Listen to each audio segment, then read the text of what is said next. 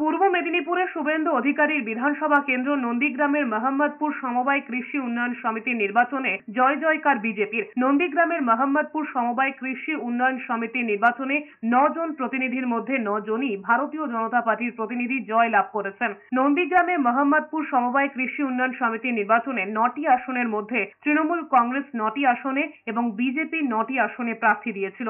Result বেরোনোর পরে দেখা যায় 9টি আসনের মধ্যে সব কয়টিতেই জয়ী হয়েছেন বিজেপি। তৃণমূল কংগ্রেস এখানে খাতা খুলতেই পারেনি। ফলাফল ঘোষণা হতেই উচ্ছ্বাসে মেতে ওঠেন বিজেপি কর্মী সমর্থকরা। পরাজয়ের কারণ খতিয়ে দেখা হবে বলে জানিয়েছে তৃণমূল।